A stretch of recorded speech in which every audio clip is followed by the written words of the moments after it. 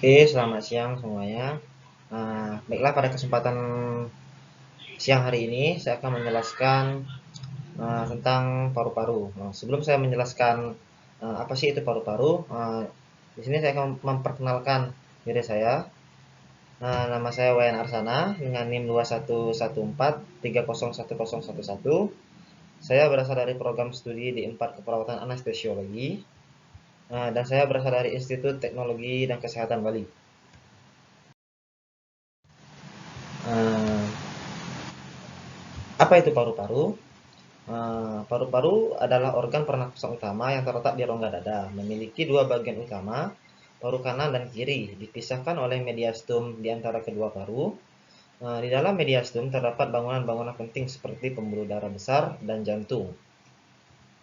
Nah, fungsi utama dari paru-paru adalah untuk pertukaran gas antara darah dan atmosfer. Pertukaran gas tersebut bertujuan untuk menyediakan oksigen bagi jaringan dan mengeluarkan karbon dioksida.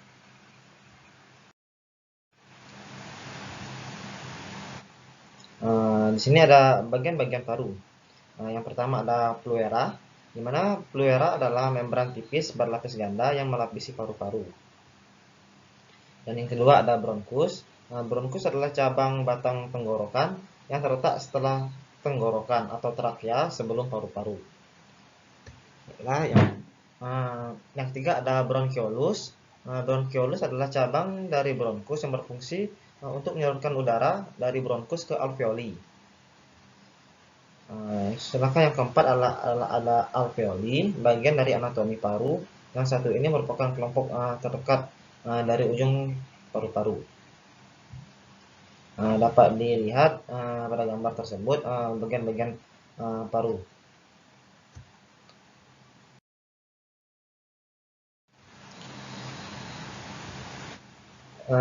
Di sini ada ciri-ciri paru yang bermasalah. Apa sih ciri-ciri paru yang bermasalah yang perlu kita waspadai sejak ini? Nah, yang pertama adalah batuk kronis, yang kedua ada sesak nafas, yang ketiga ada produksi lendir kronis.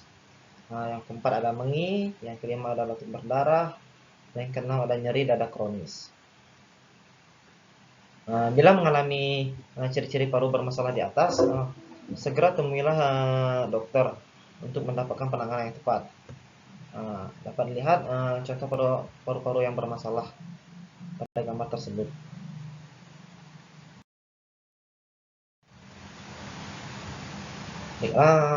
Penyebab penyakit paru-paru antara lain seperti perokok, polusi udara, asbestos, dan radon.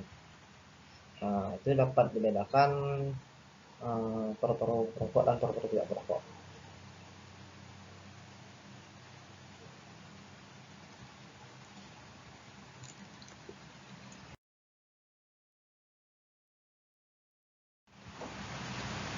Contoh faktor yang dapat mempengaruhi paru-paru manusia sebagai berikut. Yang pertama ada usia.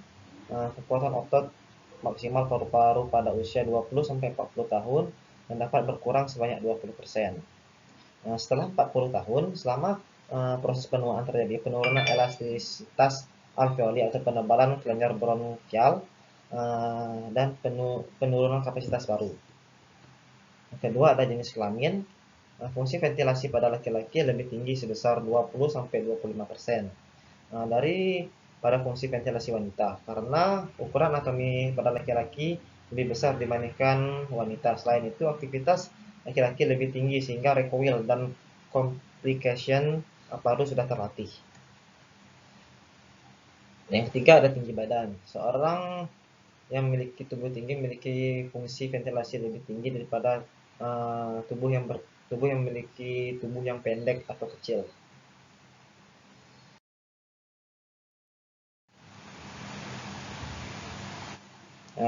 Mekanisme kerja. Ketika proses pernapasan berlangsung, udara masuk melalui mulut dan hidung, kemudian melewati trakea untuk sampai bisa ke paru-paru, kemudian masuk ke bagian bronchiolus yang lebih kecil sampai di alveoli. Bagian alveoli ditutupi oleh pembuluh darah kapiler yang terjadilah pertukaran antara O2 dan CO2. Darah yang teroksigenisasi dari jantung menuju paru-paru. Ketika darah melewati kapiler berdinding tipis, maka oksigen akan diangkat dari alveoli dan menukar dengan CO2. Darah dengan kandungan O2 tinggi dari paru-paru dikirim kembali ke jantung dan dipompa ke seluruh tubuh, dan CO2 dikeluarkan dari paru-paru. Inilah mekanisme kerja. Ada mekanisme inspirasi dan mekanisme ekspirasi. Dapat lihat pada gambar tersebut.